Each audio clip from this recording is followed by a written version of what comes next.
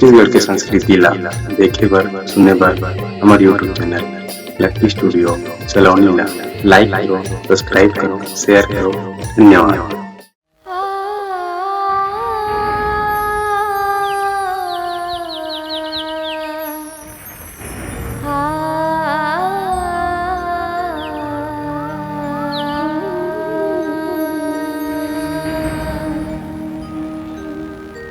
जब जब धरती पर बढ़ा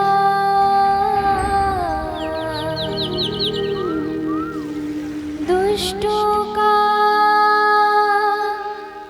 अत्याचार,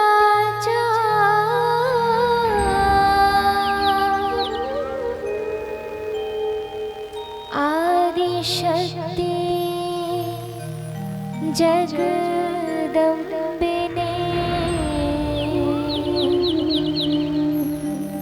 तब तब लिया अवतार, तब तब लिया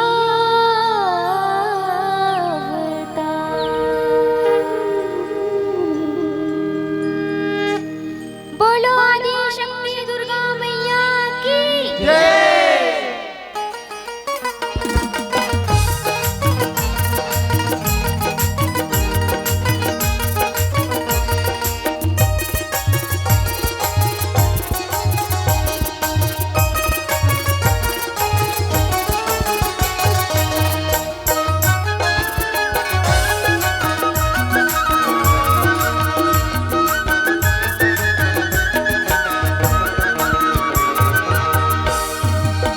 दुर्गा मैया लागो पैया, दुर्गा मैया लागो पैया, आरती उतारो पैया लागो मैया तू, आरती उतारो पैया लागो मैया तू। दुर्गा मैया लागो पैया, दुर्गा मैया लागो पैया, आरती उतारो पैया लागो मैया तू, आरती उतारो पैया लागो मैया तू।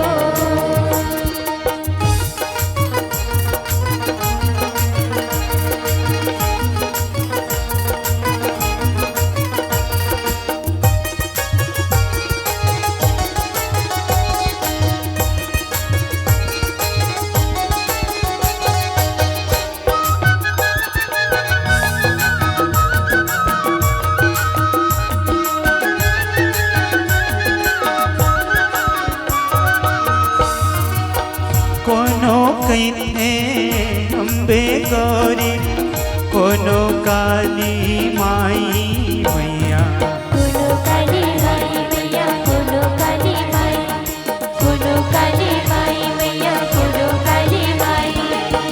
कोनो कहते दुर्गा भवानी, कोनो खपर धारी मैया, कोनो खपर धारी मैया, कोनो खपर धारी, कोनो खपर धारी मैया, कोनो खपर धारी। दुर्गा मैया लागो पैया, दुर्गा मैया लागो पैया, आरती उतारो पैया लागो मैया तू, आरती उतारो पैया लागो मैया तू।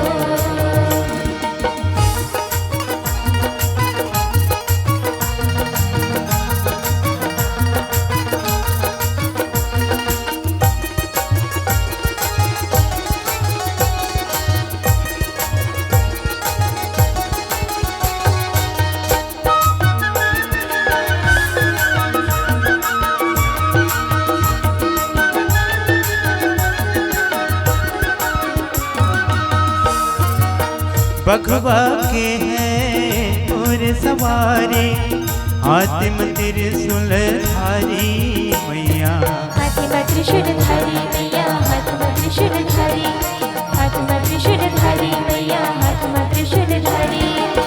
ब्रह्मा विष्णु तोर गुण गाथे, महिमा है तोर भारी मैया, महिमा है तोर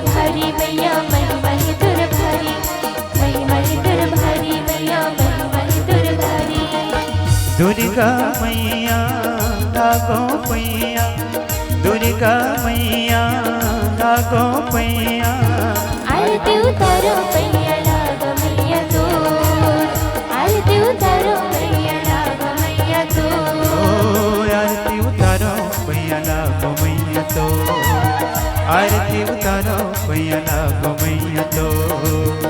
आरती उतारो पैया लागो मैया तोर, आरती उतारो पैया लागो मैया तोर। आरती उतारो पैया लागो मैया तोर, आरती उतारो पैया लागो मैया तोर। आरती उतारो पैया लागो मैया तोर, आरती उतारो पैया लागो